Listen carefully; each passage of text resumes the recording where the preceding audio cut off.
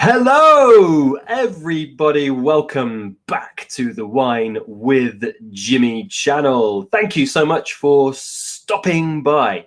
So, on this session, this is our series, which is called Explaining Wine Terminology. And we give you a certain topic, which is talked about a lot in the world of wine, and give you some background behind it so you have some more confidence and understanding about what it means. As always, here we're a wine educational channel, so please do get in touch if you have any comments, questions, or concerns. And you can get in touch by commenting on the video here on the comments section below. And whilst you're down there typing away, please do click the like button and the subscribe button, certainly the latter for weekly updates in the world of wine.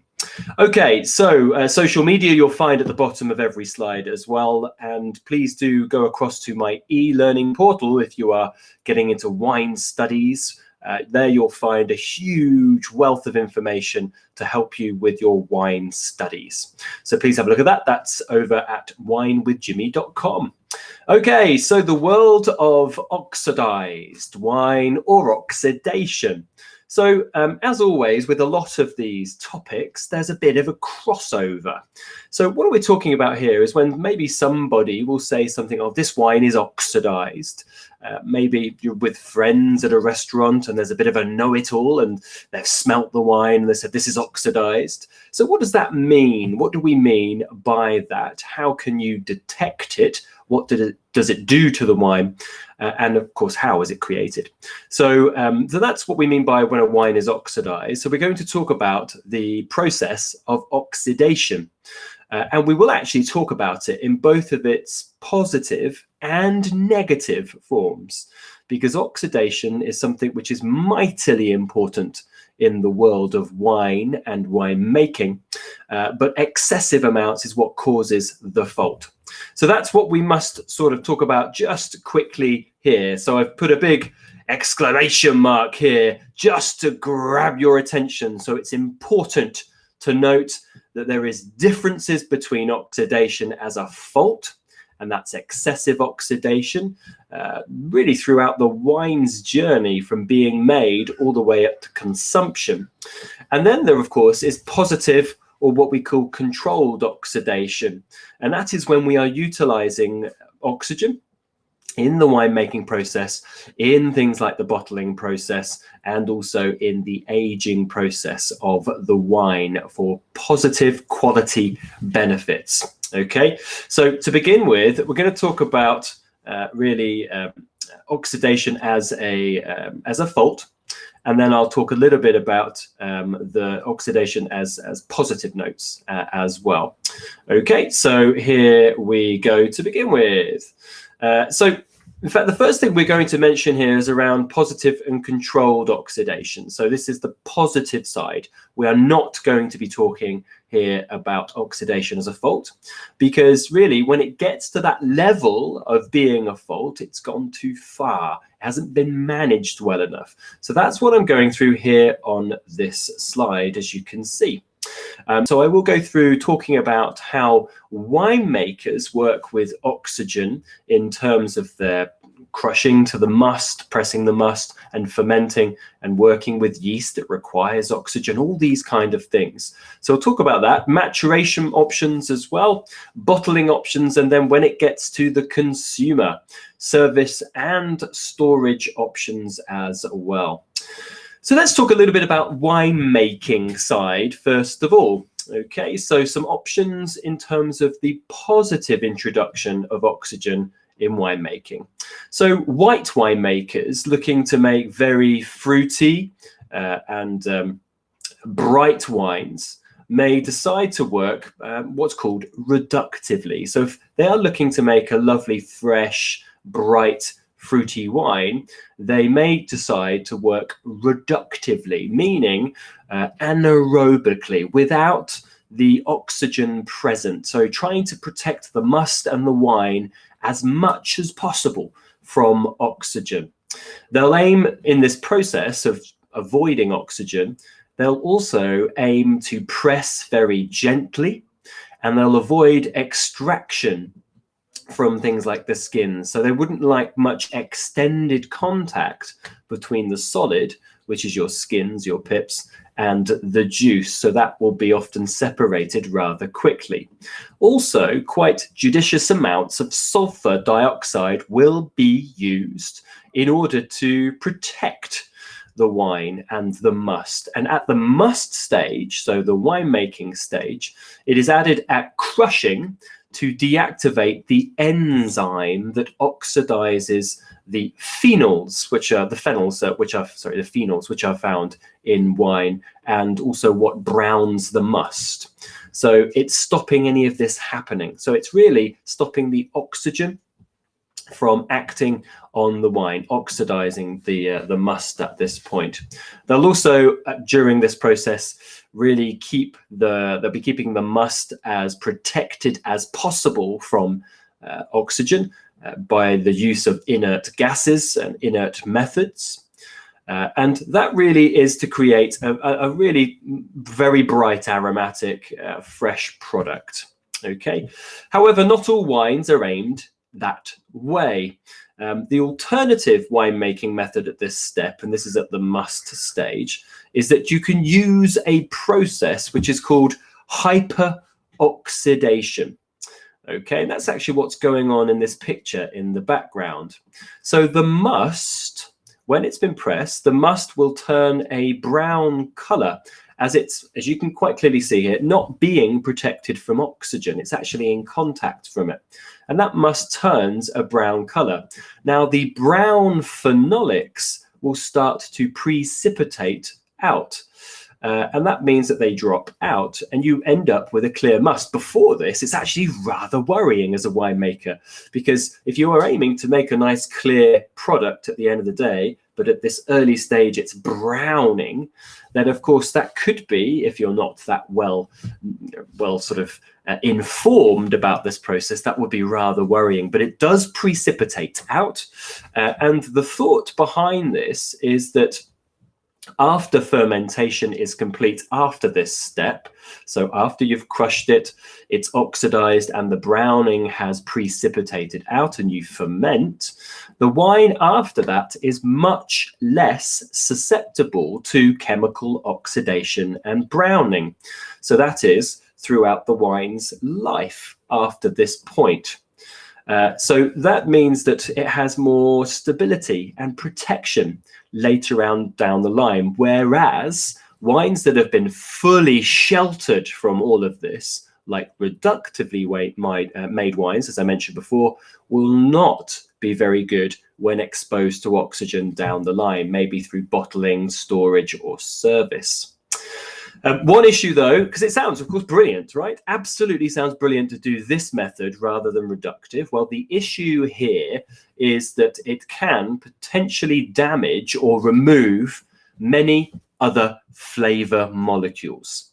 So there needs to be a bit of a trade-off here, whether, the wine, it could damage the wine's volatile compounds, aromatic. So if you are looking to produce just a lovely Brèche Fright, really aromatic wine, a Sauvignon Blanc for say, then you would actually opt for the reductive method previously, gentle pressing, things like using fining agents to get rid of any kind of sediments, for example, things like minimum contact, as mentioned before, and of course the use of sulfur dioxide. Now, other things to think about here is maturation options. So far, we're talking about positive controlled oxidation. Really, the first point I mentioned with winemaking, reductive, is actually avoiding oxygen. But then remember, there is that alternative option of hyperoxidation, which is actually seen as a positive to give the wine more stability later on in its life. But of course, there's steps after this. There is long-term aged red and sometimes white wines, which will go through various wood maturations, usually oak, but there are other types of wood available.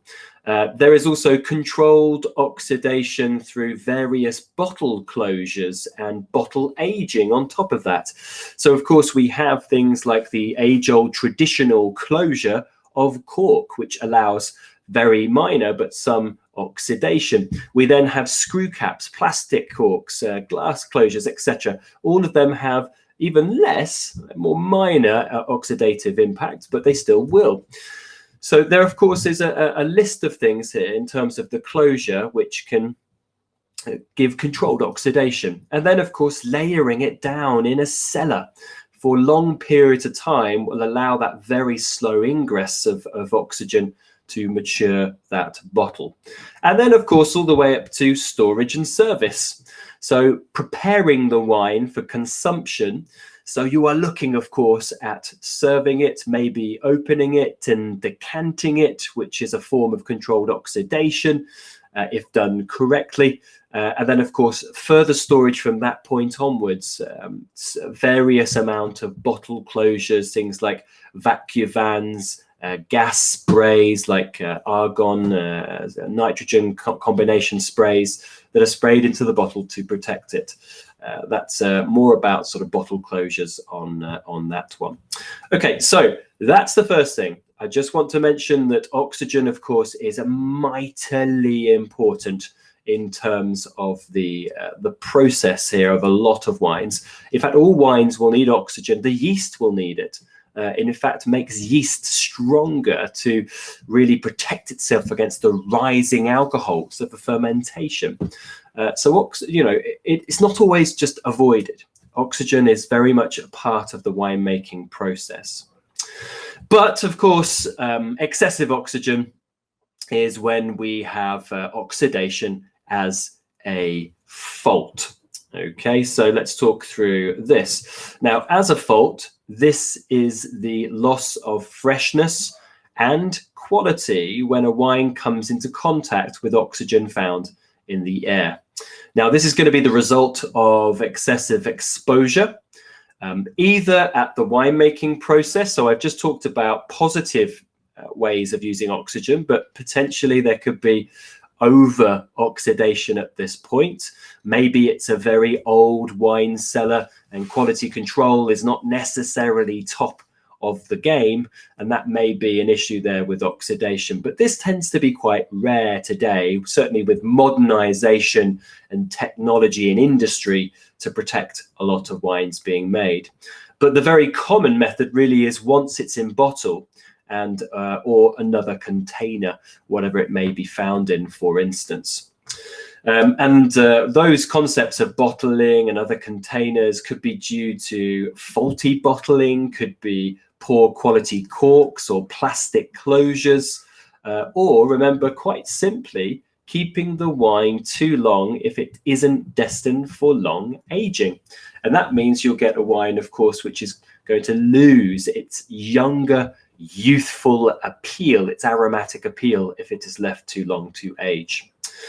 Now, oxidation will commonly work with other compounds and other faults like volatile acidity, and you'll often find it with Brettanomyces as well, which creates that kind of meaty, farmy, barnyard band-aid characteristic, and you'll find that in combination. So we know what it is. So how does one spot it? How do we see it? And how do we smell and taste it? Well, first of all, it's about the color, of course. So this is our first sensory, really, in terms of assessing a wine, how it looks. And we have some very good ideas today about how most wines should look. Now, here you'll see actually the same wine gone through various types of oxidation, from the left, very minimal, to the right, extreme amounts of exposure. So that's one thing you'll note. In white wines, there is color change that takes it from the typical sort of lemon goldy colors to more of the ambery brown colors. And with red wines, more from the sort of ruby purples to the garnet, tawny, and browns. So basically, the word brown across the two major colors of white and red, anyway, is something which is very, very commonplace here. Red wines also tend to lose their intensity of color, and white wines tend to gain their intensity. You'll see that the one on the right is definitely more intense than the left. Okay, so we have an appearance, a color change. So this could be spotted if you are in a gastro pub that's punching above its weight. You know, they're exciting, they're trying to do good things with their wine list, but their clientele is mainly still spirits and beer. And they've got some quite adventurous off-piste wines on their list. And you see one, you go, oh, how interesting, a Recette de Savoie on the list. I'll have a glass. But the last time someone had a glass from that bottle was probably a week to 2 weeks previous. And if that's the case, you're expecting this nice bright yellow color, but you've in fact got this darker, duller color. And that is an instance where you'd start to get alarm bells ringing. Next up, of course, is our next sensory, which is the smell and, of course, the taste, how we assess wine. This is our little slide here to show you what you can find. First of all, the principal thing about a wine that is oxidized is a loss of primary aroma or flavor. So aroma on the nose, flavor on the palate. So you may be expecting citric and green and stone fruits, but in fact, there's nothing there. The primary has gone. And that is one of your telltale signs. Sometimes people call this a wine that is dull or a wine that is stale, for example. And then there's a change of aromas. So yes, you've lost the primary, but there may be other aromas that come through, which are typically in the tertiary character. So we have things like bruised apple and nuts, which is when ethanol, our alcohol, breaks down under oxidation to acetaldehyde characteristics. Dried fruits like figs may be found. Nuts, honey, or aged sake may be found as well. And in fact, sometimes in extreme oxidized wines, that aged sake characteristic could be even much further. It can be like almost a curried, an intense curried note.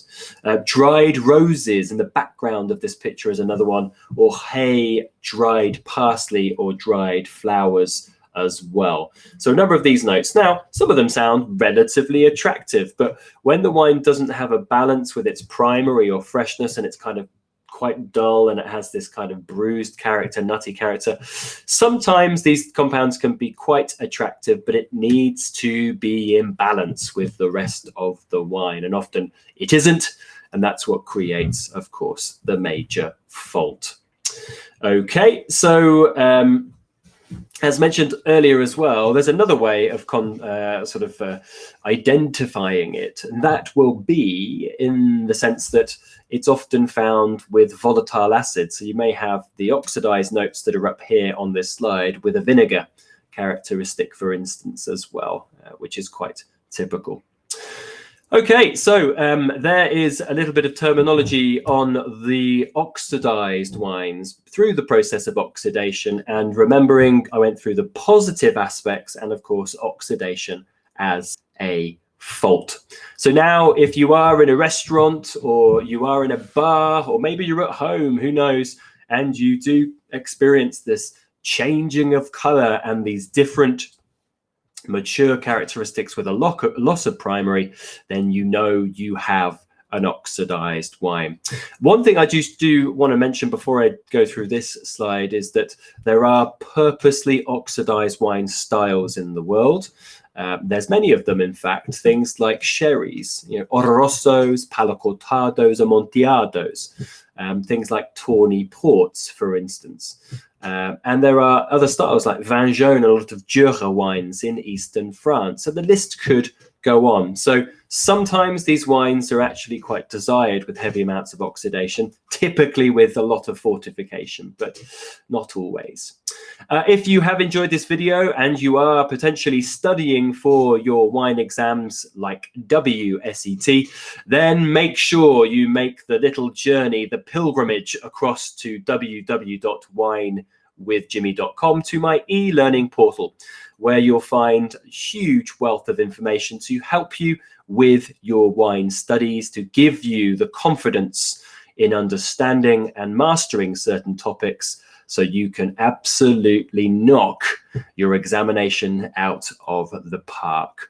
Exclusive video content, lots of questions and answers, lots of revision sessions, multiple choice and flashcards, all there designed to help you. If you do have any comments and questions or concerns, as always, remember this video is actually free content on the world of YouTube, so you can comment on it below if you so wish to. Please make sure that you click subscribe and the like button as well. Otherwise, if you are social media inclined, down at the bottom of the slide, you'll find all the hashtags, or rather the handles. Otherwise, see you very soon. Make sure, if you're in London, to come and see me at one of the schools or the bar. So come for a class, a glass, or a bottle, or a magnum. See you soon. Bye.